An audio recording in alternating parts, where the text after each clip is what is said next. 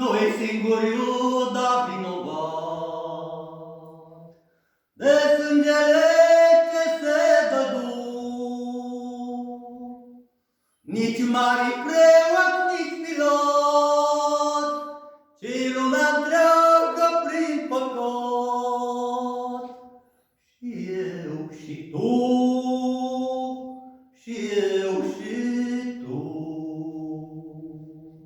Nici mari preot, nici Pilat, ci lumea întreagă prin păcat. Și eu și tu, și eu și tu. Nu drumul greu spre Golgota, nici biciul când Iisus căzu. Și dacă crucea grea era, povara noastră și mai grea, a mea și a ta, a mea și a ta. Și dacă crucea grea era, povara noastră și mai grea, a mea și a ta, a mea și a ta. Nu patru cuie l-au pătruns când el pe cruce s-a așternut, ci noi cu sufletul ascuns, cu mii de patim l-am pătruns. Și eu și tu, și eu și tu. Ci noi cu sufletul ascuns, cu mii de patim l-am pătruns. Și eu și tu, și eu și tu. Nu doar bătrânii cărturari, nu doar mai mari preoți, nu. Și noi am plâns cu ochi murdari, și noi am fost cei doi tâlhari. Și eu și tu, și eu și tu. Și noi am plâns cu ochi murdari, și noi am fost cei doi tâlhari. Și eu și tu, și eu și tu.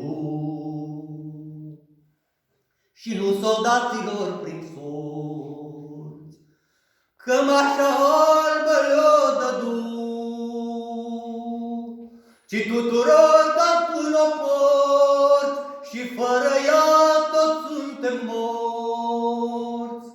Și eu și tu, și eu și tu. Ci tuturor dat un oport, și fără ea toți suntem morți. Și eu și tu, și eu și tu. Nu doar în stânci sub lilieci, nu doar sub lespede zăcut, ci l-am ascuns ca pentru veci, sub piatra unor forme reci. Și eu și tu, și eu și tu. Ci l-am ascuns ca pentru veci, sub piatra unor forme reci. Și eu și tu, și eu și tu. Și acum Iisus cel condamnat, azi El te întreabă da sau nu. Ești tu sau nu ești vinovat? Eu i-am spus da și-am fost iertat. Eu i-am spus da, dar tu. Ești tu sau nu ești vinovat? Eu i-am spus da și-am fost iertat. Eu i-am spus da, dar tu